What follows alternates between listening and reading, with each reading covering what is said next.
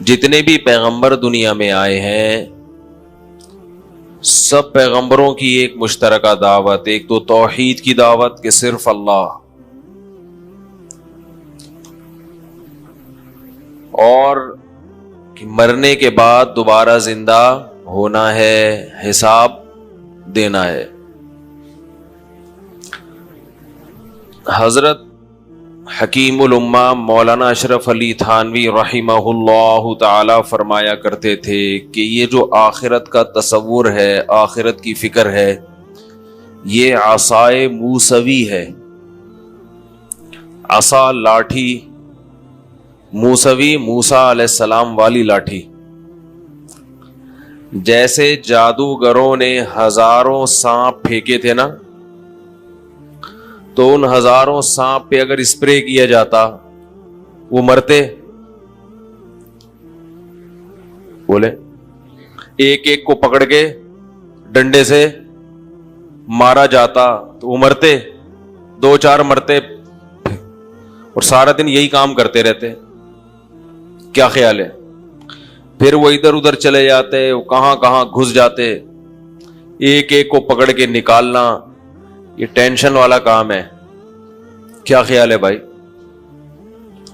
موسیٰ علیہ السلام کو اللہ نے کہا لاٹھی پھینکیں، حضرت موسیٰ نے لاٹھی پھینکی، وہ ایک ہی نوالے میں سب کو نگل گئی۔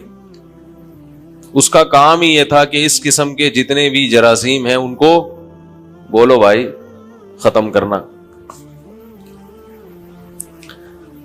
تو ہم میں سے جتنے بھی لوگ ہیں ان میں مختلف قسم کی روحانی بیماریاں ہیں۔ وہ روحانی نہیں، پھر بتا دوں، وہ جو روحانی علاج والے کہتے ہیں، وہ ٹوپی ڈرامے، خود بھی ڈرامے باز، دوسروں کو بھی، اور ان کے پاس جانے والے بیوقوف، اور ان لوگوں کے پاس جانے والوں کی دنیا میں سزا یہ ہے کہ یہ ساری زندگی انہی فلیتوں پلیتوں میں بول لو نا یار رہتے۔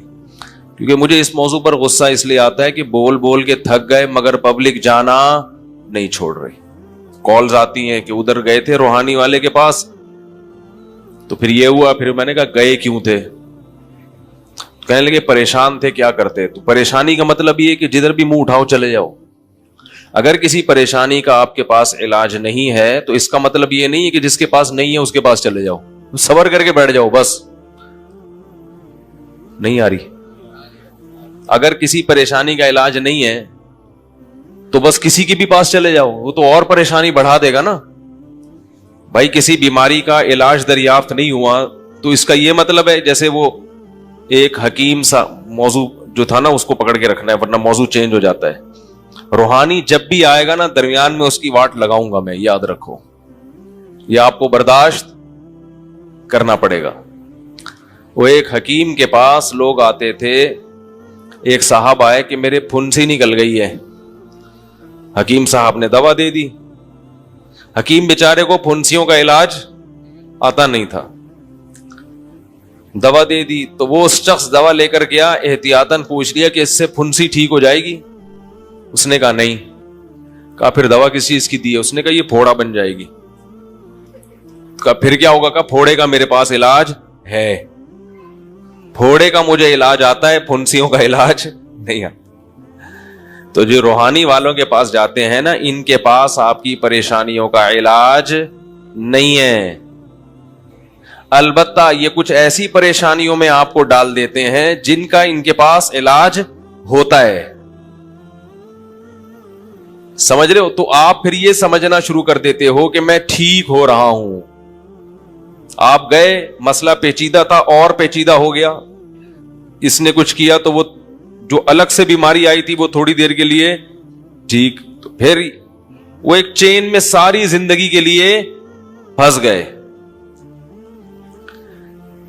تو میں یہ کر رہا تھا کہ ہم میں سے ہر شخص میں بہت سارے ٹیکنیکل قسم کے فالٹ ہیں۔ پورا انسان بڑا مشکل سے کوئی بنتا ہے، جسمانی لحاظ سے انسان بننا آسان، لیکن حقیقی معنوں میں انسان بننا مشکل۔ فزیکلی تو ہم سب انسان ہیں، فزیکلی ہم سب کیا ہیں؟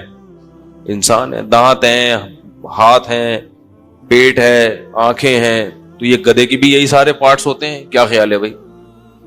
اس لحاظ سے ہم میں اور گدھے میں فرق نہیں, ہم میں اور گھوڑے میں, بلی میں فرق نہیں ہے. تبھی میں فزیکلی جو انسان کی جو بیماریاں آتی ہیں نا, ان کو سمجھانے کے لیے بعض دفعہ جانوروں کی مثال دیتا ہوں, تو لوگ مجھ پر طنز کرتے ہیں کہ ہمیں کس سے ملا رہا ہے, جانوروں سے. ارے تو میڈیکل سائنس کی زبان میں تو انسان جانور ہی ہے بھائی, ذرا مہذب جانور, لیکن ہے تو جانور, حیوان ہے وہ. میں کہتا ہوں نا یہ جو آپریشن سے بچے ہو رہے تو بھینس کے کیوں نہیں ہو رہے, بلی کے کیوں نہیں ہو رہے, کتے کے کیوں نہیں ہو رہے ہیں, لوگ کہتے ہیں دیکھو خواتین کو کس سے تشبیہ دے رہا ہے بھائی. تو بھائی تشبیہ نہیں دے رہے, ہم یہ کہہ رہے ہیں نیچرل پروسیس ہے, یہ جانوروں میں بھی ہوتا ہے اور انسانوں میں بھی. اور جانور وٹامن کی گولیاں کھاتے ہیں جب ان کو پریگننسی ہوتی ہے, یہی نیچرل خوراک جو ان کی روز مرہ ہے پریگننسی کے بعد بھی, بولتے کیوں نہیں بھائی, یہی رہتی ہے. تو یہ انسان پہ کیوں کم بختی آئی ہوئی ہے؟ اس کا مطلب یہ انسان پہ آئی ہوئی نہیں ہے, یہ لائی گئی ہے دوائیں فروخت کروانے کے لیے. فارمیسی کا کاروبار بولتے کیوں نہیں, چلانے کے لیے. سمجھ رہے ہو؟ اتنے بیوقوف نہیں ہے جتنے ہمیں لوگ سمجھتے. لوگ کہتے ہیں ڈاکٹروں کی ٹانگ میں فیلڈ اڑا رہا ہے. میں ڈاکٹروں کی ٹانگ میں نہیں, میں ملٹی نیشنل کمپنیوں کے کاروبار میں ٹانگ اڑا رہا ہوں. کل ہم دعوت پہ تھے, ہمارے ایک دوست تھے, بڑی ٹائٹ دمبے کی چربی شربی, وہی جو ہم بیانات کرتے ہیں. بیٹھے ہوئے تھے تو وہ بکرے کی چربی تھی. ہم نے تو چربی پھوڑی طبیعت سے, کیونکہ ہم ابھی چربی کے فضائل پر بیان کر کے آئے تھے. وہ ایوائڈ کر رہے تھے, وہ کہہ رہے تھے نہیں ایکچولی فیٹ ویٹ ٹوپی ڈراما. میں نے کہا اگر فیٹ سے یا چکنائی سے اجتناب کرنا ہے تو جس آئل میں یہ پکا ہوا ہے اس آئل کو چھوڑو نا. اس آئل کو چھوڑنے کے لیے تیار نہیں ہے. جو گھی کا ڈبہ اللہ نے دمبے کے پیچھے لگا دیا اس سے کیا کر رہے ہیں, اوائڈ کر رہے ہیں. یا تو بالکل ہی چکنائی چھوڑ دو بھائی. آپ بولو کہ میری انرجی یوٹیلائز ہی نہیں ہو رہی ہے, میں محنت والا آدمی نہیں ہوں, تو مجھے فیٹ کی ضرورت نہیں ہے, تو پھر ہر قسم کا فیٹ چھوڑو. تو وہ باقی فیٹ چھوڑنے کے لیے تیار نہیں ہے جو کمپنیاں دے رہی ہیں. لیکن جو اللہ نے بکرے میں چربی پیدا کر دی یا دمبے میں پیدا کر دی, اس سے کیا کر رہے ہیں. تو اگر فیٹ چھوڑنا ہے, پھر آپ کہہ سکتے ہیں جو کوکنگ آئل ہے اس میں فیٹ نہیں ہوتا. کوکنگ آئل ہے, یہ کولیسٹرول فری ہوتے ہیں. یاد رکھو, ہوتے ہیں کولیسٹرول فری, ہم مانتے ہیں اس کو کولیسٹرول فری ہوتے ہیں, لیکن یہ ہر چیز سے فری نہیں ہوتے. اس میں بہت ساری چیزیں ہوتی ہیں جو آپ کو نقصان پہنچا رہی ہوتی ہیں. دل کی جو بیماریاں ہیں زیادہ تر اس کوکنگ آئل کی وجہ سے ہو رہی ہیں, کیونکہ دل کو طاقت کے لیے, دیکھو پہلے ڈاکٹر کہتے تھے انڈا نہ کھاؤ, ہم نے خود سنا ہے, دل کی بیماری پیدا ہوتی ہے انڈے کی زردی سے. اب کیا کہتے ہیں صبح ناشتے میں, بولو نا یار 2 انڈے کھاؤ. کیا خیال ہے؟ کیونکہ کولیسٹرول کی بھی تو ضرورت ہے نا. خیر پھر زیادہ پنگے بازی نہیں لوں گا ڈاکٹروں سے. میں ڈاکٹر سارے ایک جیسے ہوتے بھی نہیں ہیں, بہت سے ڈاکٹر میری تائید بھی کرتے ہیں. میں بھی جو اتوار کو جو بیان ہوا نا, اس میں ایک ڈاکٹر بیٹھے, انہوں نے کہا بالکل صحیح کہہ رہے ہیں آپ, 100% غلط ہے, زیادہ پریشان ہونے کی ضرورت نہیں ہے, دل پہ نہ لے کے جائیں. اچھا خیر آ جاؤ. ہاں تو میں جو مثالیں دیتا ہوں نا فزیکلی فٹنس کی, اس میں جانوروں کی بھی مثالیں دیتا ہوں. تو لوگ کہتے ہیں ہم کیا گدھے ہیں جو ہمیں گدھے سے ملا رہے ہو. بھائی فزیکلی تو انسان جانور ہی ہے نا.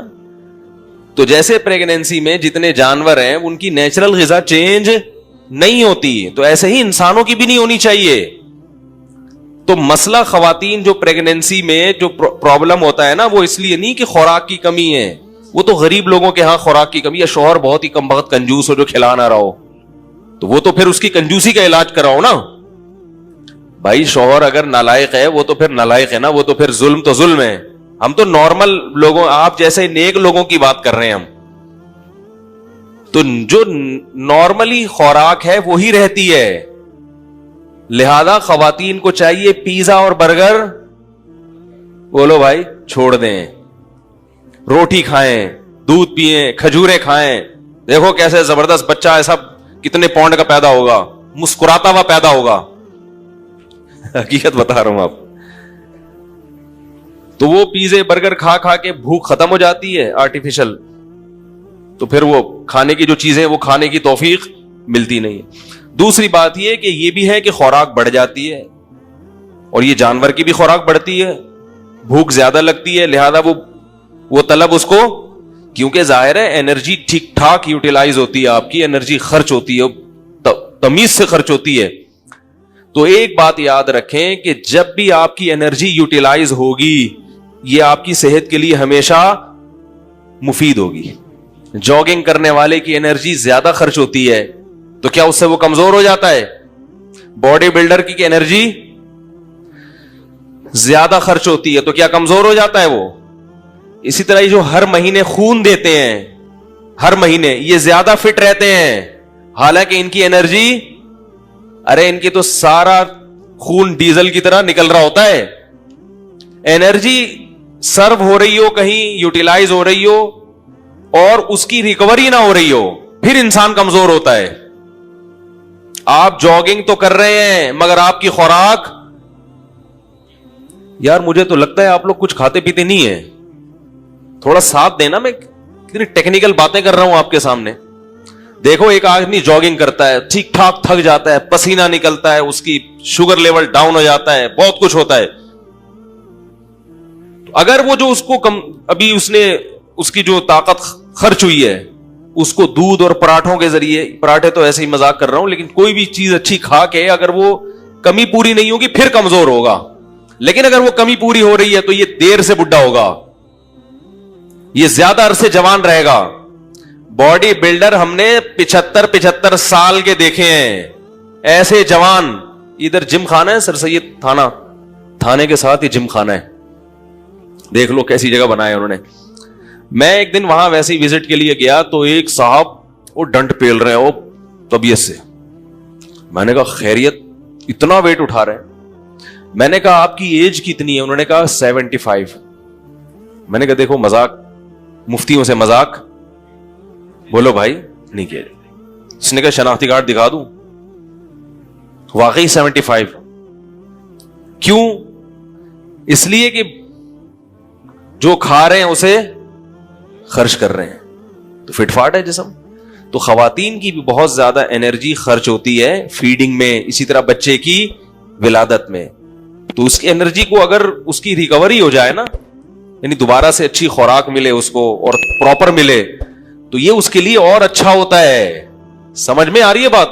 اور پھر ایسی صورت میں جتنا بھی کھائیں گی موٹاپا نہیں آئے گا, بلکہ باڈی مکمل ریفریش ہو جائے گی, بلڈ سارا نکل کے ضائع ہو جاتا ہے, دوبارہ بنتا ہے نیا خون, تو صحت ڈبل ہو جاتی ہے, اچھی ہو جاتی ہے, دیر سے بڑھاپا آئے گا. اب اس کے لیے کامن سینس چاہیے, ڈاکٹروں کی رپورٹیں, یہ بات سمجھنے کے لیے نا ایک عدد دماغ میں کیا ہونی چاہیے؟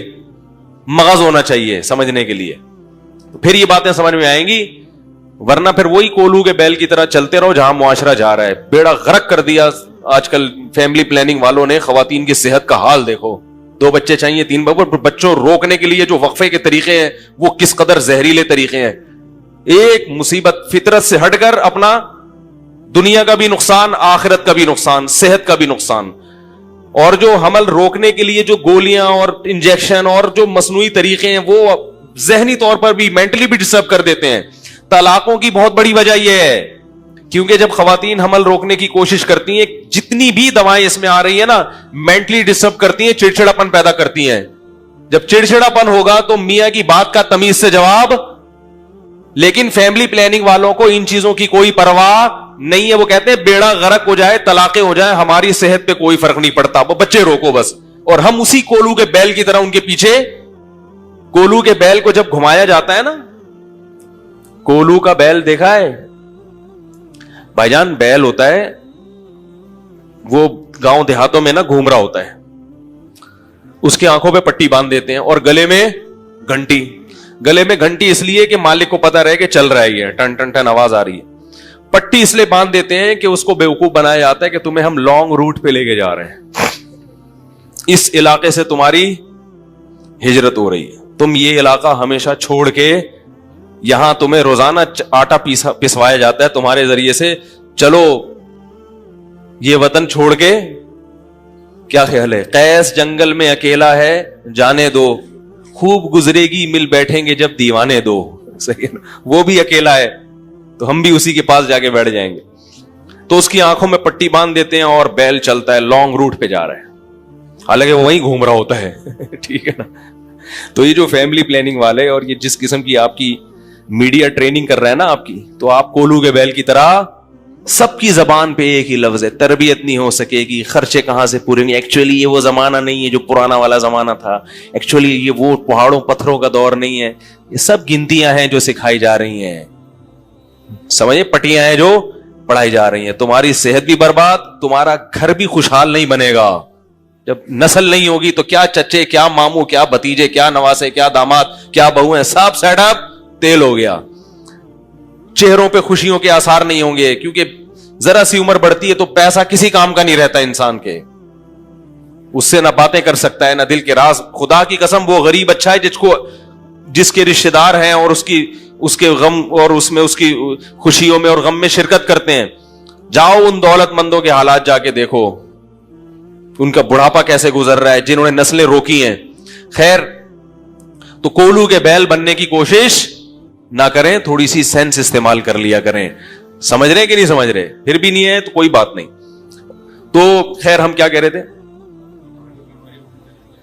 جی بھائی, ہاں, تو میں کہہ رہا تھا فزیکلی انسان تو حیوان ہی ہے نا, لیکن انسان کی ایک الگ زندگی ہے جس کو روحانی زندگی کہا جاتا ہے.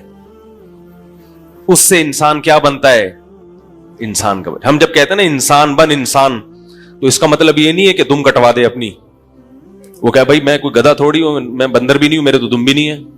تو اس کا مطلب ہوتا ہے حرکتیں کیسی کرو, گدھوں والی نہیں کرو, حرکتیں گینڈے والی نہیں کرو. یعنی دیکھو, انسان کی کچھ صفات ایسی ہیں, انسان اچھا بھی ہوتا ہے برا بھی ہوتا ہے. جانور تو ایک ہی جیسے ہوتے ہیں نا, یہ تو موضوع کئی دفعہ بیان کر چکا ہوں, اس کو نہیں ریپیٹ کروں گا. انسان میں اچھائی انسان کی آزمائش ہے, لہذا وہ آزمائش پہ پورا اترتا ہے تو اچھا بن جاتا ہے, آزمائش میں فیل ہو جاتا ہے تو برا. جانور اچھے برے نہیں ہوتے, بس جیسے اللہ نے بنا دیا ویسے ہی ہے. تو انسان میں بڑی مصیبت یہ ہے کہ اس کے اندر کچھ روحانی بیماریاں آتی ہیں. اس کا دل چاہتا ہے کہ جھوٹ بول کے کماؤں, اس میں زیادہ کمائی ہے. اس کا دل چاہتا ہے کہ دھوکہ دوں, اس کا دل چاہتا ہے کہ نظر کی حفاظت نہ کروں, زنا کی طرف جاؤں, فحاشی کی طرف جاؤں. غصہ جب بھی آئے تو سامنے والے کو نقصان پہنچاؤں, چاہے میں وہ غلطی پر ہو یا نہ ہو. یہ انسان کے اندر کی نا باڈی کی ریکوائرمنٹ ہوتی ہے, اپنی خواہشات پوری کروں, بس خلاصہ اس کا یہ ہے. تو بہت ساری بیماریاں ہیں. اب اگر ان بیماریوں میں سے ایک ایک بیماری کا علاج کیا جائے تو بڑا ٹائم لگتا ہے اس میں. کسی کو عشق مجازی ہو گیا, وہ آتا ہے بزرگ کے پاس, حضرت وہ آنکھ مٹکا ہو گیا, طبیعت کی سیٹنگ. چوری کی بیماری بھی ہے, چاہے وہ بجلی چوری کر رہا ہو, گیس چوری کر رہا ہو, یا لوگوں کے بٹوے سے پیسے چوری کر رہا ہو. یہ لت پڑ جاتی ہے, زنا کی لت پڑ جاتی ہے, اور معلوم نہیں کیا کیا گناہ ہے جس کی نوجوانوں کو اور مرد اور عورتوں کو لت پڑ رہی ہے. ٹائم ویسٹ کرنے کی لت پڑ جاتی ہے, سارا دن ٹیلی ویژن کے آگے بیٹھے ہوئے ہیں. ارے بھائی کچھ کر لو, کیوں ٹائم ضائع کر رہے ہو؟ نہیں, کچھ ہوتا ہی نہیں ہے, دل ہی نہیں لگتا کسی کام میں. دل صرف ایک کام میں لگتا ہے, گلی کے باہر گٹر کے ڈھکن پہ بیٹھو اور ایک منہ میں گٹکاؤ اور بس اپنی منمانی زندگی. سب سے زیادہ مزہ اس میں آتا ہے, کچھ بھی نہ کرو, بس یہ مزے کا کام ہے. کچھ کرنے کے لیے تو نفس کے خلاف مجاہدہ کرنا پڑتا ہے نا. خواتین کا دل چاہتا ہے پردہ نہ کریں, ماں بلائے تو جواب بولو نا. یہ بڑا مسئلہ ہے آج کل گھروں میں, مائیں بیٹی کو بلاتی ہیں, بیٹی جواب ہی نہیں دیتی. نماز توڑنے کا حکم ہے, نماز توڑ کے ماں کی پکار کا جواب دو. اور یہ ڈرامے کی وجہ سے ماں کی پکار کا جواب کہ ڈرامہ دیکھ رہی ہے, واٹس ایپ پہ لگی ہوئی ہے, فیس بک پہ بیٹھی ہوئی ہے.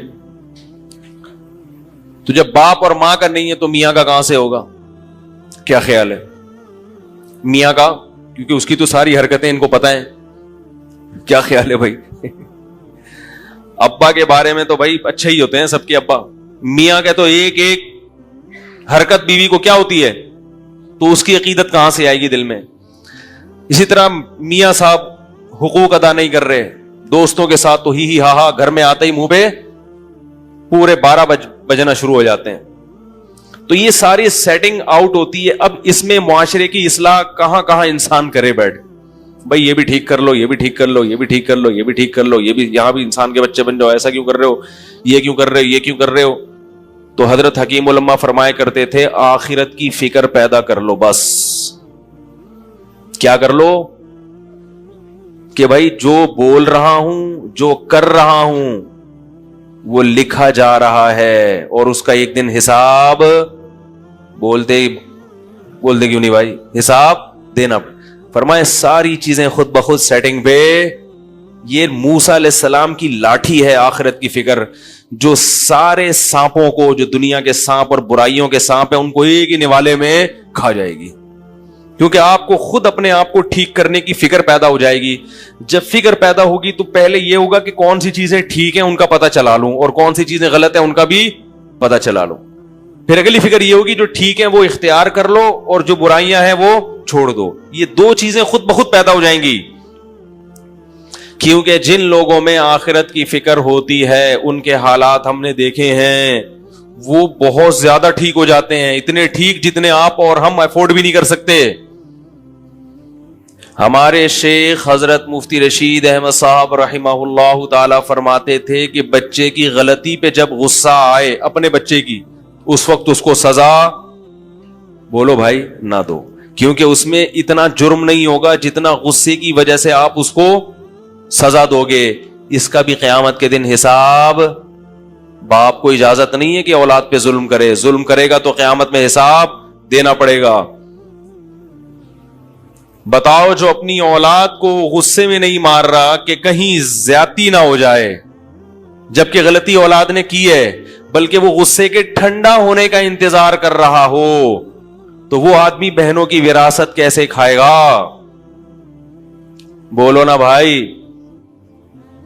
وہ کیسے لوگوں کے کروڑوں روپے کھا کے بیٹھے گا, وہ کیسے قتل کرے گا, وہ کیسے ظلم کرے گا؟ حضرت مفتی محمد شفیع صاحب رحمہ اللہ تعالی کا بھی یہی معمول تھا. فرماتے ہیں جب مجھے غصہ آتا تھا تو میں اپنے بچوں پہ سختی, جب غصہ ٹھنڈا ہوتا تھا پھر اپنے بیٹوں کو بلاتے تھے.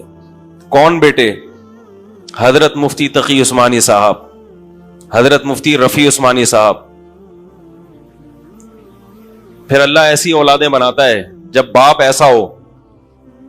کیا خیال ہے بھائی؟ فرماتے ہیں جب غصہ ٹھنڈا ہوتا تھا پھر بلاتا تھا, اور ایک سوٹی ہاتھ میں ہوتی تھی, ہاں بھائی یہ کیا تھا, ٹڑک, اتنا پورا تمیز سے, جتنا غلطی ہے اس حساب سے سیٹنگ پہ بس لانا ہے تھوڑا سا.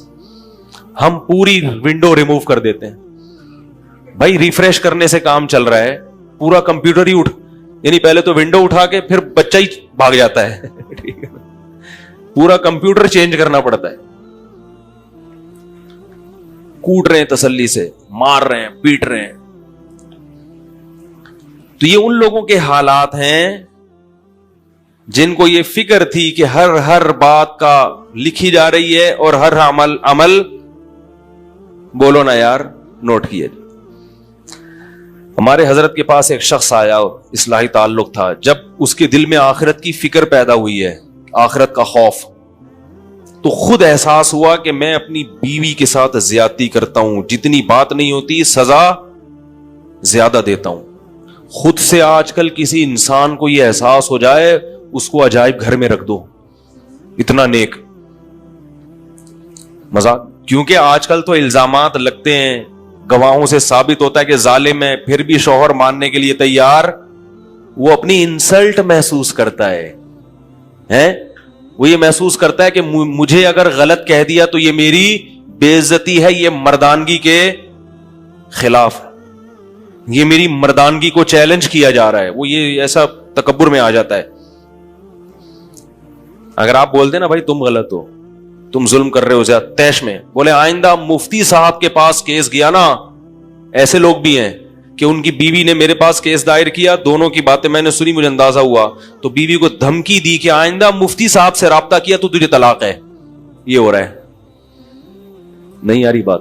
کیا کیا ہو رہا ہے معاشرے میں دیکھ لو. آئندہ مفتی صاحب سے رابطہ کیا تو, کیونکہ مفتی صاحب تجھے خراب کر رہے ہیں مفتی صاحب گھر اجاڑ رہے ہیں, تمہیں گھر بسانے کی فکر ہوتی تو یوں کہتے رابطہ کیا تو طلاق ہے. طلاق کا لفظ استعمال کرنے والا ہے بھائی, وہ گھر تو خود اجاڑ رہا ہے تو. حالانکہ یہ وہ لوگ ہیں جنہوں نے شادی بھی میرے مشورے پہ ہی کی ہے. ہائے ہائے ہائے, کیسے سمجھایا, ہمارے ہی بلی ہمیں ہی میاؤں کر رہی ہے تو عدل بہت کم ملے گا آپ کو لوگوں کی طبیعت میں, اعتدال بہت کم. کہ بھائی اپنے خلاف بھی سننے کے, میرے والد صاحب کی اللہ مغفرت فرمائے, بچپن سے ایک بات ہم ان سے سنتے آئے تھے, جس نے حق بات سننے کا تحمل پیدا کر لیا اللہ اسے حق پہ چلنے کی توفیق عطا فرما دیتا. چاہے چلنے کی نیت نہ بھی ہونا, بس یہ ہو کہ میں اپنی برائی ٹھنڈے پیٹوں سن لوں, آرام سے سن لوں, جواب نہ دوں, بس یہ بول دوں ٹھیک ہے آپ نے مجھے بتا دیا, میں غور کروں گا, اتنا بھی کافی ہے. تو دھمکیاں دینے پہ آ جاتے ہیں. کوئی بھی اپنے خلاف کچھ بھی سننے کے لیے تیار, بولو بھائی, نہیں. یہ سبھی کی حالت ہے, سب کی حالت ہے یہ. اس لیے یاد رکھو, زیادہ خوش قسمت وہ نہیں ہے جو دوسروں کی برائیاں بیان کر رہا ہے, سب سے خوش قسمت وہ ہے جو اپنی برائی سننے کے لیے تیار ہے. اس میں ظرف, میں بہت نالائق آدمی ہوں لیکن میں نے لوگوں کو کھلی اجازت دی ہوئی ہے, بیان میں کوئی بات نظر آئے, کوئی آپ کو لگے یہ غلط ہے, کھلے دل سے آ کے مجھے بتائیں, اور مجھے بتاتے رہتے ہیں. ہمارے دوستوں سے پوچھ لو, یار مفتی صاحب آپ نے تو بہت بڑی پھینک دی, اس طرح کی باتیں کرتے ہیں مجھ سے. کیا ہو گیا یار, آپ نے یہ بولا, اس کا کوئی ثبوت ہے؟ تو میں ان کو ثبوت پیش کرتا ہوں, نہیں ہوتا تو بولتا ہوں اچھا بھائی رجوع کا اعلان کر دوں گا. یار آپ نے یہ بولا, اس کا تو یہ نقصان ہوا ہے معاشرے میں. 10 سال سے معمول ہے الحمدللہ.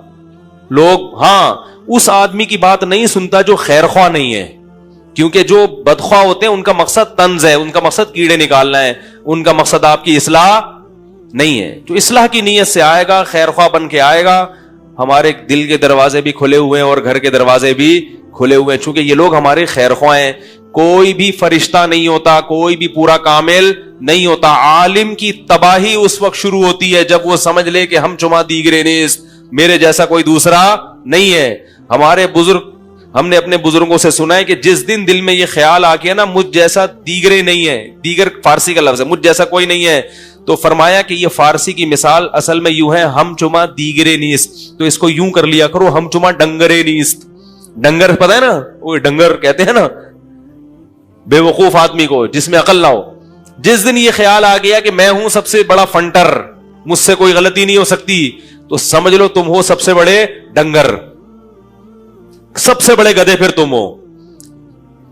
تو اپنی برائی سننے کا تحمل, بولو بھائی, پیدا کریں. اور ایک اور بات, جب کوئی بڑا تنبیہ کرے, بڑا جو آپ سے عمر میں, تقوی میں, علم میں بڑا ہو, آپ کو بتائے کہ یہ غلطی ہے, یہ اس کو ٹھیک کر لو, تو وہ غلطی آپ میں نہ بھی ہو تو فوراً اس کی کریکشن کی کوشش, بولو نا یار, نہیں کرو. تھوڑی دیر کے لیے مان لو کہ یہ غلطی مجھ میں ہے, بعد میں کبھی موقع ملے تو پھر بتاؤ کہ حضرت آپ کو غلط فہمی ہوئی ہے, وہ ایسا نہیں بلکہ ایسا ہے.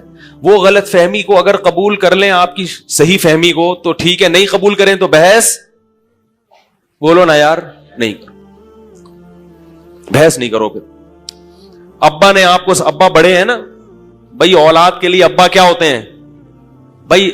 دیکھو مجھے ایک بات بتاؤ, جو اولادیں یہاں بیٹھی ہوئی ہیں, اولاد باپ ہوتی ہے یا باپ باپ ہوتا ہے؟ آج کل بہت بڑا مسئلہ اولادوں کے ساتھ یہ, ان کو یہی نہیں پتا کہ ہم میں سے ابا ہے کون. وہ کہتے ہیں ابا نے میرے کو ڈانٹا, ابا نے میرے کو مارا, ابا نے یہ, ابا نے. تو میں کہتا ہوں جب باپ ہے تو ٹھیک ہے, باپ کو تو شریعت یہی کہتی ہے کہ بلا وجہ ہاتھ نہ اٹھاؤ, بلا وجہ ڈانٹنے کی کوشش نہ کرو, حساب دینا پڑے گا, لیکن وہ حساب اللہ لے گا. اولاد, بولو نا یار, اولاد کو حکم یہ ہے کہ وَلَا تَقُلْ لَهُمَا اُفٍّ, تم نے اف بھی نہیں کرنا. اب بیٹا آ کے بتا رہے میرے ابا نے میرے کو یوں کیا, میرے ابا نے مجھے یوں دیکھا. تو میں اس سے کہتا ہوں بھائی تمہارے گھر میں کوئی ابا ہے یا نہیں ہے؟ ابا کی ڈیفینیشن کیا ہے؟ جو کبھی یوں دیکھے اور کبھی, لوگ سمجھتے ہیں ابا کی ڈیفینیشن یہ کہ جو کھلا کھلا کے آدھا ہو جائے, پلاٹ بھی خریدے, جائیدادیں بھی خریدے ہمارے لیے, کھلائے بھی, اسکولوں کی فیسیں بھی دے, وین کی فیسیں بھی دے, لنچ کے پیسے بھی دے, لنچ کا ڈبہ بھی لے کر آئے, اسکول کی کتابیں بھی لے کر آئے, اسکول کا بکسا بھی لے کر آئے, پھر جو اسکولوں میں مختلف قسم کے ایونٹ ہو رہے ہیں ان کے پیسے بھی جمع کرائے, اور بس کھلاتا رہے, پلاتا رہے, اپنی ذمہ داریاں پوری کرتا رہے. اس کو کیا کہتے ہیں ڈکشنری میں؟ اس قسم کی صفات جس میں پائی جائیں گی. بھائی ڈی این اے ٹیسٹ تو کوئی بھی نہیں کراتا نا, انہی حرکتوں سے بچوں کو پتا چلتا ہے کہ یہ ہمارے ابا سے فیل ہو رہے ہیں ہم کو. یہ بھائی جو بھی گھر میں اس قسم کی ایکٹیویٹیز کرے گا اس کو دیکھو, بچے ڈکشنری کو نہیں مانتے نا بھائی, سائنسی زبان میں تو باپ کی ڈیفینیشن کچھ اور ہے, وہ تو ڈی این اے سے پتا چلتا ہے نا. لیکن جو حقیقت میں ابا کی صفات ہیں وہ کیا ہے؟ بچے کو ابا کی کیسے پہچان ہوتی ہے؟ اب دیکھو میرا اتنا چھوٹا سا بچہ ہے 2 سال کا, جیسے ہی گھر میں داخل ہوتا ہوں ابو ابو کہتا ہے, اس کو کیا پتا کہ ابو کیا ہوتے ہیں؟ لیکن بچے کے دماغ میں کچھ چیزیں ہوتی ہیں, ان سے وہ اندازہ لگاتا ہے کہ جس میں اس قسم کی چیزیں پائی جائیں گی وہ کیا ہوں گے؟ بولو بھائی, اس کو عرف میں ابو کہتے ہیں.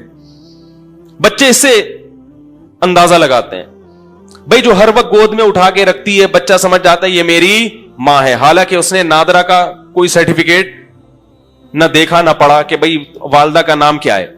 جو ماں اس کو, جو عورت اس کو فیڈ کرا رہی ہے, جو اس کو ہر وقت چھاتی سے لگا کے رکھتی ہے, جو ہر وقت اپنے پاس سلاتی ہے, اس کی پوٹیاں صاف کرتی ہے, پیمپر چینج کرتی ہے اور دن رات اس کی خدمت کرتی ہے, بچہ اس قسم کی صفات جس عورت میں ہوں گی بچہ اندازہ لگا لیتا ہے یہ کیا ہے؟ ماں ہے.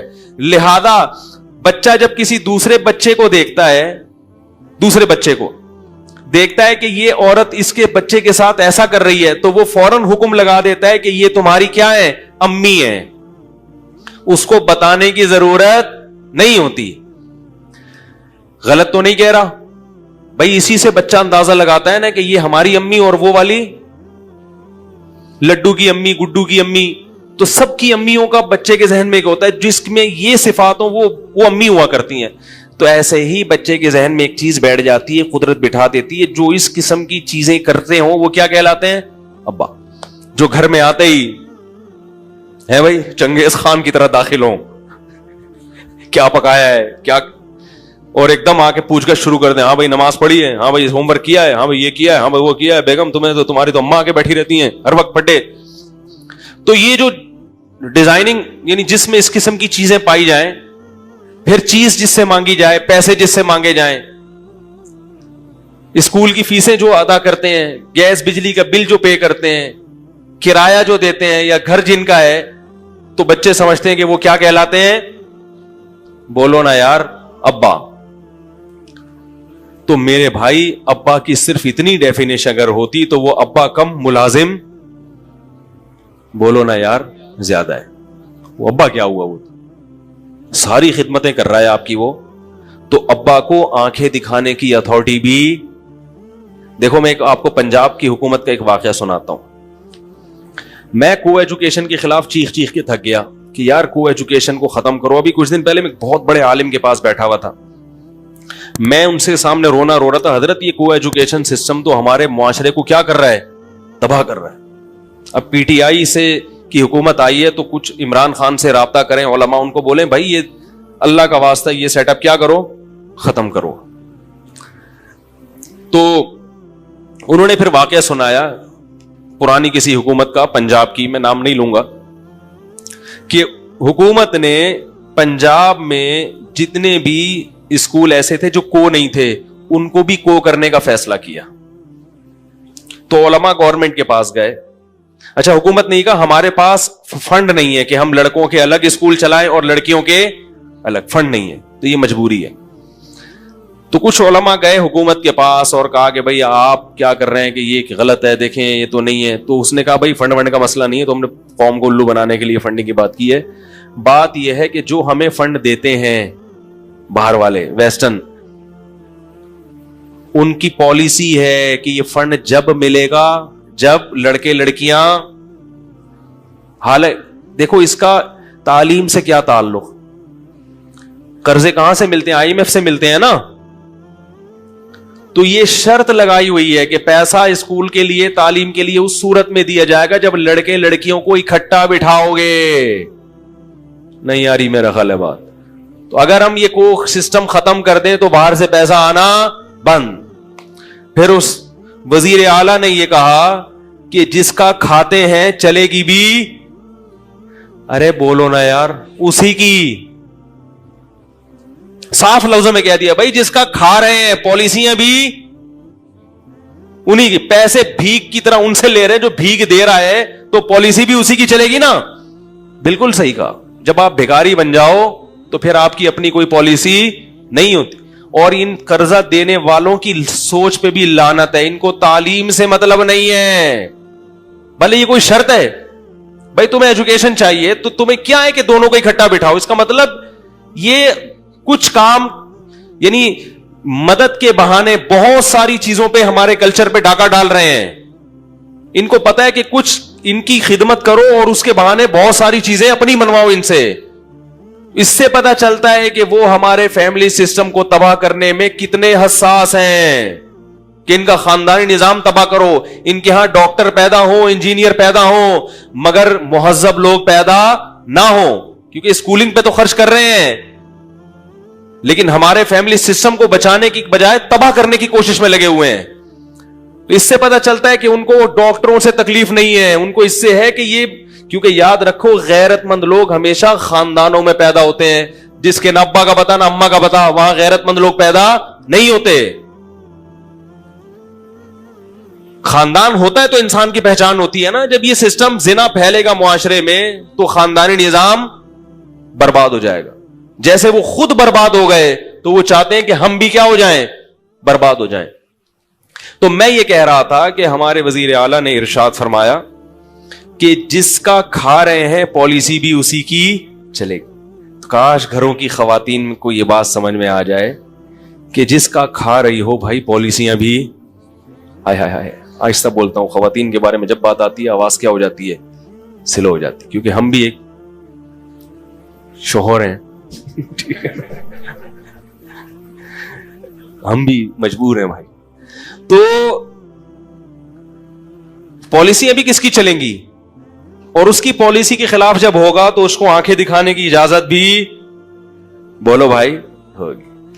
تو جب ابا گیس بجلی کا بل بھی دے رہا ہے, ابا کرایہ بھی دے رہا ہے, گھر بھی ابا کا ہے بھائی, اور سارے خرچے کون اٹھا رہا ہے, ابا اٹھا رہا ہے, تو پالیسی کس کی چلے گی؟ اسلام کہتا ہے, اسلام تو نیچرل مذہب ہے نا, تو گھر میں پالیسی کس کی چلے گی بھائی؟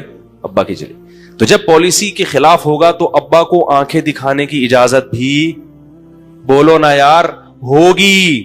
کہہ رہے نہیں ہوگی, جی بات, آنکھیں دکھانے کی اجازت بھی ابا کو ہوگی. پھر ابا اگر بیٹے کو ٹیڑھی آنکھوں سے دیکھیں کہ بیٹا تجھے کمبخت تجھے کھلا کھلا کے اتنا بڑا مسٹنڈا بنا دیا, اب جو میں کہہ رہا ہوں وہ تو کر, بچہ نہیں کرے گا تو ابا ٹیڑھی آنکھوں سے اس کو دیکھ سکتا ہے, ڈانٹ بھی سکتا ہے. پھر بچے کو یہ الاؤ نہیں ہے کہ مفتی صاحب کو فون کرے کہ میرے ابا مجھے ایسا کیوں کہہ رہے تھے. اگر وہ بچہ شکایت کرے گا تو اس کی مطلب ہوگا کہ بچے کی نظر میں باپ کی جو ڈیفینیشن ہے وہ یہ کہ وہ کھلا کھلا کے جوان کر دے, پلائے کھلائے, سارے خرچے برداشت کرے, مگر چلے گی کس کی؟ ہماری. تو یہ ڈیفینیشن غلط ہے, سمجھ رہے ہو؟ اس کو اپنی ڈکشنری میں تھوڑا سا چینج کر لو, تھوڑی سی کریکشن کر لیں, اس میں اضافہ کر دیں کہ سارے خرچے ابا اٹھائے گا, بوقت ضرورت آنکھیں بھی دکھائے گا. سمجھ رہے ہو؟ اور کبھی کبھار بھائی, کبھی کبھار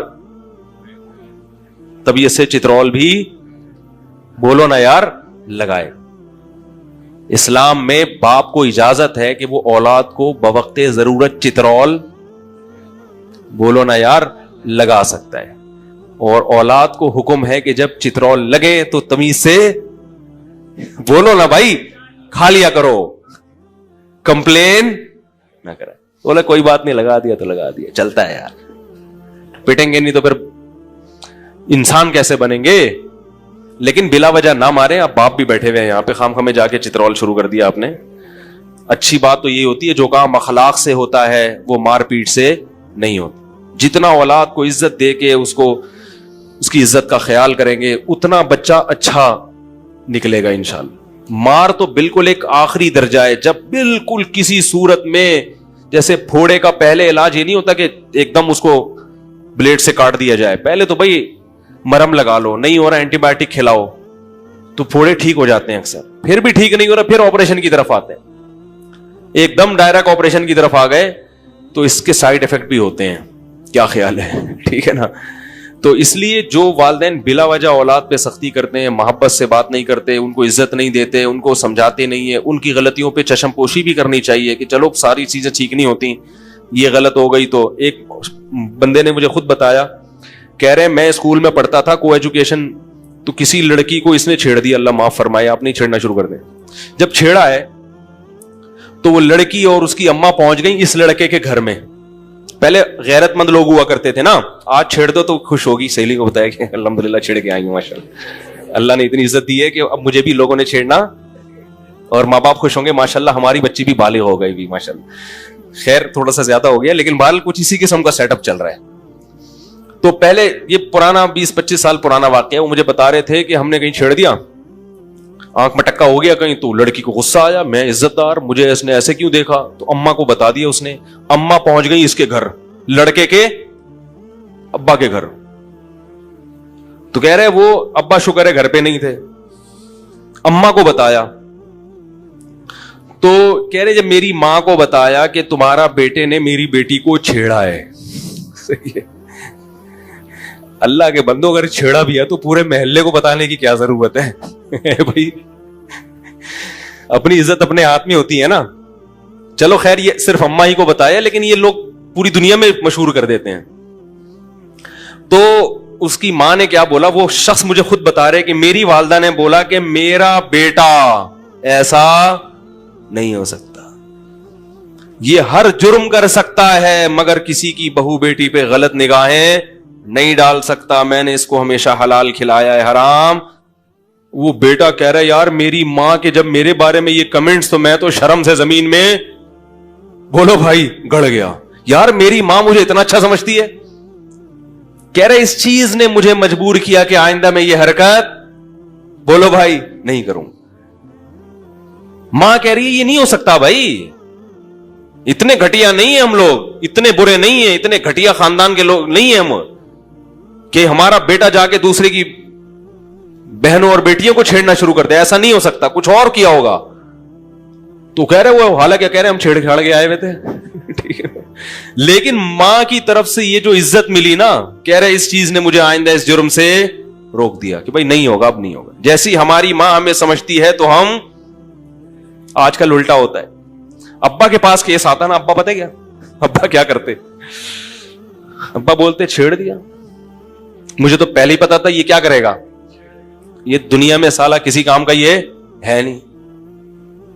میں تو پیدا ہوا تھا جس قسم کی آنکھوں سے یہ نرسوں کو دیکھ رہا تھا, اسی وقت میں نے اندازہ لگا لیا تھا کہ یہ ٹھیک ہے بھائی. جب یہ پیدا ہوا تھا نا تو جس طرح یہ نرسوں کو دیکھ رہا تھا, مجھے اسی وقت اندازہ ہو گیا تھا یہ بندہ ٹھیک. تو اس سے کیا ہوگا بھائی, اس میں اور نیگیٹو جذبات. یار میرے ابا میرے کو سمجھتے میں تو آدمی 2 نمبر ہوں, تو پھر تمیز سے 2 نمبر کیا, پھر 4 نمبر بن کے دکھاؤ نا. ایک شخص نے ہیروئن پی, نوجوان لڑکا تھا, انتقال ہو گیا اللہ مغفرت فرمائے, حالانکہ شریف آدمی تھا. اس کی صحت تھی خراب, بیچارے کو بنتی, حالانکہ کوئی بیماری نہیں تھی مگر اس کی صحت ہی نہیں بن پا رہی تھی, ہڈیاں نکل رہی ہیں, چہرہ اندر جا رہا ہے. تو لوگوں نے کیا کہنا شروع کر دیا, یار لگتا ہے تم پیتے ہو. واقعی شکل سے بیچارہ ایسے لگ رہا تھا, حالانکہ ایسا تھا نہیں وہ. تو مجھے خود اس نے بتایا کہ لوگ نے مجھے تانا دیا کہ تم ہیروئن پیتے ہو, حالانکہ کہہ رہا میں نہیں پیتا تھا. پتہ نہیں کوئی بعض بیماریاں ٹریس نہیں کر پاتے ڈاکٹر, صحت نہیں بن رہی تھی, بالکل ہڈیاں نکل رہی تھی. کہہ رہا بالآخر میں نے جا کے پینا شروع کر. میں نے کہا جب لوگ مجھے برا سمجھتے ہیں تو میں برا بن کے دکھاؤں گا. غلط کیا اس نے, انتقال ہو گیا, اللہ تعالیٰ مغفرت کرے اس کی. لیکن جن لوگوں نے اس کو اس قسم کے تانے دیے وہ بھی اس جرم میں برابر کے شریک ہیں یا نہیں ہیں؟ تو بھائی کسی گناہگار کو زیادہ اس طرح سے آپ کرو گے نا تو اس سے گناہ پہ کیا ہوتی ہے, مزید جرت پیدا ہوتی ہے. تو اباؤں کو بھی چاہیے کہ اولاد کی تربیت میں تھوڑا سا اس کی عزت کا خیال، ارے بول لو یار، رکھ لیا کرے. بیٹا تم بڑے اچھے آدمی، ایسا تم سے ہو گیا لیکن ہمیں پتا ہے تم ایسے ہو نہیں، کیونکہ مجھ سے بھی ایک دفعہ ہو گیا تھا ایسے. ٹھیک ہے، یہ زیادہ راز نہ فاش کریں اس کے سامنے. میری تو تھوڑی سی عادت ہے دائیں بائیں نکلنے کی. ایسا نہ کہیں کہ میں بھی کر چکا ہوں. بچے کے سامنے کبھی اپنی برائی نہ آنے دو. بچوں کو جب باپ کا پتہ چلتا ہے نا باپ سے ہی غلطی ہوئی ہے تو بہت منفی اثرات پڑتے ہیں اس کے اوپر. بچے کے سامنے تو باپ کی تعریف ہی ہوگی، تمہارے باپ جیسا کوئی دنیا میں ہے ہی نہیں. تو لیکن پھر بھی اگر ابا نے آنکھیں دکھا دیں اور کبھی 2-4 تھپڑ لگا دیے تو عزت دار آدمی تمیز سے مار کھاتا ہے، وہ چرچے نہیں کرتا کہ ارے ابا ہیں یار جب کھلا رہے ہیں. کیا اوقات ہے باپ اگر نکال کے گھر سے باہر بولے چل نکل بے یہاں سے، کیا اوقات ہے؟ کوئی پوچھے گا؟ باپ کو مکمل کیش کرا لیتے ہیں، پھر جب اپنے پاؤں پہ کھڑے ہوتے ہیں تو پھر ابا کو ابا ماننا چھوڑ دیتے ہیں. پہلے باپ کو مکمل کیش کراتے ہیں، خرچہ بھی لے لیا، تعلیم کے پیسے بھی لے لیے، گھر میں 20-20 25-25 سال گھر کی سہولت بھی حاصل کر لی. اور اماں کی جو فیسلٹی ہے وہ بھی تو ابا کی طرف سے ہے نا. ابا اگر اماں کو گھر سے نکال دیتے تو پھر اماں بھی اس طرح سے آپ کو عزت کے ساتھ نہیں پال سکتی تھی. آپ کے ابا نے آپ کی اماں کی بھی کڑوی کسیلی اونچی نیچی برداشت کی اور اس کو رکھا گھر میں، تو نتیجہ کیا نکلا؟ آپ عزت کے ساتھ پلے بڑے ہو. جب عزت کے ساتھ آپ پل بڑھ گئے، معاشرے میں آپ کا ایک نام بن گیا، قوم بن گئی، شادی بھی ہو گئی، لوگوں نے کہا بھائی ابا ہیں ماشاءاللہ ان لوگوں کے، بھائی اچھے لوگ ہیں، ابا بھی آئے ہیں شادی میں. ورنہ ابا نہ جائیں تو کوئی رشتہ بھی نہیں دیتا نا. سارے کام ہو گئے، اب ابا کو کیش کرا لیا، اب ابا کسی کام کے نہیں ہے. صحیح ہے نا؟ پھر ابا اچھے نہیں لگتے، کیونکہ اب آپ کے سارے کام جو ابا سے منسلک تھے وہ تو ہو گئے. اب ابا بوڑھے ہو گئے ہیں اور ابا میں صفات وہی ہیں، ڈانٹنا اور وہ تنبیہ کرنا. اب ابا ڈانٹتے ہوئے اچھے نہیں لگتے کیونکہ اب ابا کسی کام کے رہے نہیں. تو غیرت مند لوگوں کو جب ابا پرانے ہو جاتے ہیں تو اور بھی زیادہ اچھے لگتے ہیں. کیا خیال ہے بھائی؟ جتنے پرانے اماں ہوگی جتنا پرانا ابا ہوگا. غیرت مند لوگ کو اماں کا بھی یہی ہے. بیٹیاں دیکھو اماں کے ساتھ رہتی ہیں، کھاتی ہیں پیتی ہیں، جب اماں کی ضرورت نہیں رہی تو پھر اماں نہیں رہی، پھر برداشت نہیں کرتی اس کو. تو غیرت مند لوگوں کو ابا اماں جتنے بوڑھے ہوتے ہیں اتنے زیادہ اچھے لگتے ہیں. کہتے ہیں اب تو ڈانٹو. ہم نے ایسے بھی لوگ دیکھے ہیں کہ اپنے بزرگوں کے پاس آئے، اپنے والدین کے پاس آئے، بولے ہمیں ڈانٹا کرو بھائی. کیا خیال ہے؟ ہم چاہتے ہیں کہ آپ کی ڈانٹ، بولو بھائی کھائیں ہم ڈانٹ تاکہ ہمیں احساس ہو کہ ہم آپ کی اولاد ہیں. خوش ہوتے ہیں اس سے.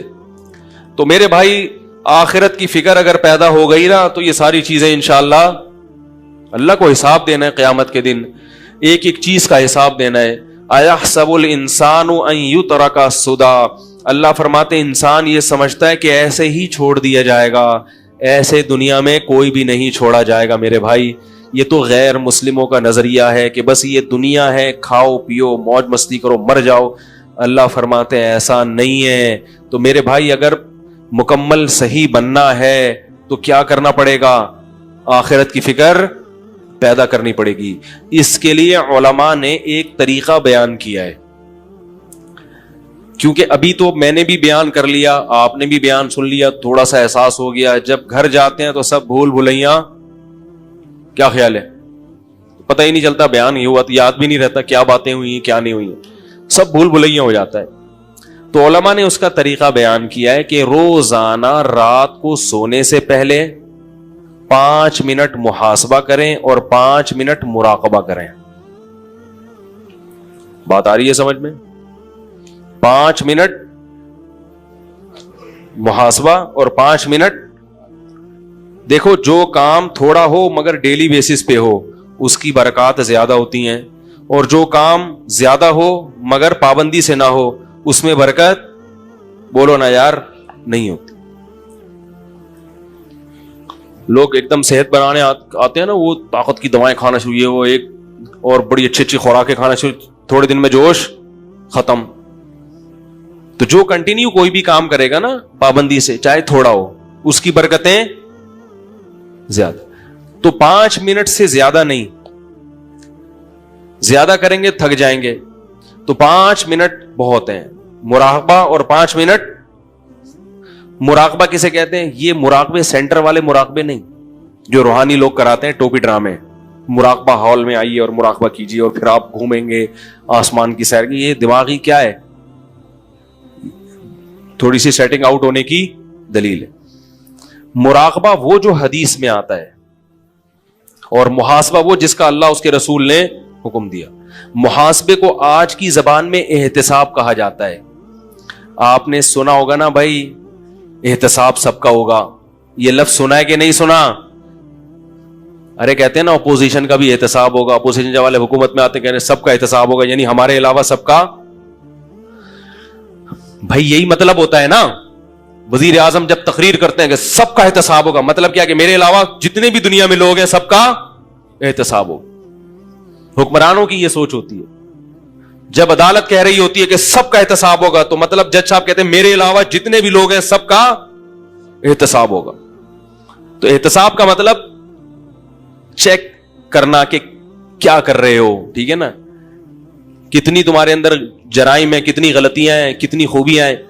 تو یاد رکھو اللہ اس کے رسول نے ہمیں جو حکم دیا نا محاسبہ کرنے کا, جو احتساب, وہ محاسبہ تھوڑا سا اس سے مختلف ہے. اس میں یہ کہ کسی کا بھی احتساب نہیں ہوگا, صرف کس کا ہوگا؟ بولو نا یار, میرا ہوگا. کسی کا محاسبہ نہیں. محاسبہ احتساب, اردو میں احتساب کہتے ہیں تو وہ آسان لفظ ہے. صرف کس کا احتساب ہوگا؟ میرا. اور کون کرے گا؟ خود کروں گا میں. میں یہ نہیں دیکھوں گا میری بیوی کیا کر رہی ہے, میری اماں کیا کر رہے ہیں, میرے ابا کیا کر رہے ہیں, میرے بچے کیا کر رہے ہیں, میرا پڑوسی کیا کر رہے ہیں, میرا باس میرے ساتھ کیسا ہے, میرے امپلائیز میرے ساتھ کیسے ہیں. نا نا نا نا نا نا. میں اپنا محاسبہ کروں گا کہ میں اللہ کے ساتھ اور اللہ کی مخلوق کے ساتھ کیسا ہوں. اپنی خامیاں تلاش کروں گا. جس کو اس چیز کی عادت ہو گئی بس وہ سمجھو کامیاب ہو گیا. اپنا احتساب کرنے کے لیے ہم میں سے کوئی بھی تیار, بولو نا یار, نہیں ہے. دوسروں کے پیچھے ڈنڈا لے کے پڑے ہوئے, حالانکہ دوسرے کی اصلاح ہمارے بس میں نہیں ہے. ہم صرف اپنے آپ کو ٹھیک کر سکتے ہیں, دوسرے کو ٹھیک ہونے کا مشورہ دے سکتے ہیں. بلکہ ہمارے حضرت فرمایا کرتے تھے دوسرے کو ٹھیک ہونے کا مشورہ بھی اس لیے دیا کرو کہ میں نے اپنے آپ کو ٹھیک کرنا ہے, اور اس میں یہ بھی داخل ہے کہ جو برائی نظر آئے تو اس کو ختم کرنے کی کوشش. تو تبلیغ بھی اس نیت سے کہ بھئی یہ میری ذمہ داری ہے, نہیں کی تو میں پکڑا جاؤں گا, تو میں اپنی ذمہ داری پوری کر رہا ہوں, مجھے تمہاری فکر نہیں ہے. بات نہیں آ رہی میرا خیال ہے. تو اپنی ذمہ داری. تو 5 منٹ روزانہ بیٹھ کر اپنے بارے میں سوچنا ہے کہ میں اللہ کے ساتھ اور اللہ کی مخلوق کے ساتھ ٹھیک ہوں یا نہیں ہوں. اللہ کے ساتھ ٹھیک ہونے کا کیا مطلب؟ نماز ٹائم پہ ہو رہی ہے کہ نہیں ہو رہی, نظر کی حفاظت ہو رہی, انٹرنیٹ پر بےہودہ فلمیں تو نہیں دیکھ رہا, انٹرنیٹ پر فحش چیزیں تو نہیں دیکھ رہا. یہ مخلوق کا حق نہیں ہے, یہ کس کا حق ہے؟ اس میں مخلوق نہیں پوچھے گی, اللہ پوچھے گا. سمجھ رہے ہو کہ نہیں سمجھ رہے؟ حج میں نے کیا ہے کہ نہیں کیا؟ اتنے پیسے آ گئے میرے پاس, حج تو ابھی تک ہوا نہیں ہے, پلاٹ پہ پلاٹ لیے جا رہا ہوں. زکاتیں دے رہا ہوں کہ نہیں دے رہا؟ زکات کے علاوہ ہر مہینے میں اپنے اماؤنٹ میں سے کتنا اللہ کے لیے صدقہ کرتا ہوں. اللہ نے تو نعمتوں کی بارشیں برسا دی ہیں, لیکن اس کو خوش کرنے کے لیے میں اس کی راہ میں خرچ کرنے کے لیے تیار نہیں ہوں. محلے کی مسجد ہے, کبھی انتظامیہ سے پوچھا کہ اس کے مصارف کتنے ہیں, پورے ہو جاتے ہیں کہ نہیں ہوتے؟ میں بھی اسی محلے کا نمازی ہوں, تو میرا بھی فرض بنتا ہے کہ اس مسجد میں اگر کوئی کمی ہے تو میں وہ کمی, جس محلے سے میں بھی آپ رہتے ہیں, مدرسہ ہے, اس کی ذمہ داری کس پر ہے؟ مسلمانوں پر ہے. تو یہ سب اللہ کے حقوق ہیں. اور پھر مخلوق کے, بیگم کے ساتھ میرا رویہ کیسا ہے؟ سمجھ بھی نہیں آ رہا میرا خیال. اس کو کتنا ٹائم دیتا ہوں روزانہ؟ اگر ٹائم کی کمی ہوتی ہے, کسی دن بہت مصروف ہے, 2-4 دن گھر نہیں آیا آفس سے, مدنی مسجد کا کہہ کے کہیں نکل لیے, تو پھر اس کی تلافی کرتا ہوں کہ بھائی لوگ کہتے ہیں نا یار ہم تو 12 بجے آتے ہیں, صبح 6 بجے نکلے, کیسے ٹائم دے؟ تو میں کہتا ہوں بھائی چھٹی والے دن تلافی کر لو, قضا کر لو. جیسے ہر چیز کی قضا ہوتی ہے نا, سفر میں روزے نہیں رکھ سکے تو حضر میں کیا کرنے پڑیں گے؟ کیا خیال ہے بھائی؟ ایک PIA کے پائلٹ تھے بڑے اچھے زبردست, کہتے ہیں ہمیں تو ٹائم ہی نہیں ملتا, ہم تو ہر وقت ہوا میں ہی رہتے ہیں. تو میں نے کہا جب آپ ہوا میں کہیں جائیں, گھر والوں کو ٹائم نہیں دے تو کبھی کبھار ہوا میں ہی اپنے ساتھ بیگم کو بھی, کیا خیال ہے؟ بھائی آپ نے کراچی سے لاہور پرواز ہے آپ کی, وہاں آپ کا 2 دن ہوٹل میں اسٹے ہوگا, تو بیگم سے بولیں چلو بھائی اس دفعہ تم بھی چلو, تو اس طرح ہوا میں ہی ٹائم دے دیں گے آپ. اور ظاہر ہے ہوا میں ہی تھوڑی رہیں گے, زمین پہ بھی آپ گینز بک آف ورلڈ میں اپنا نام لکھیں گے. میں بیگم کو کہاں ٹائم دیتا ہوں؟ ہوا میں. ٹھیک ہے نا. تو خیر, ہر چیز کا جب محاسبہ کرو گے نا تو آلٹرنیٹ. ابا کو ٹائم, ابا کو بھی تو ٹائم دینا ضروری ہے میرے بھائی. ابا کو کتنا ٹائم دیتا ہوں, اما کو کتنا ٹائم دیتا ہوں. رشتے دار ہیں, خونی رشتے ہیں, پھپھی خالہ, سالوں سال ہو گئے ان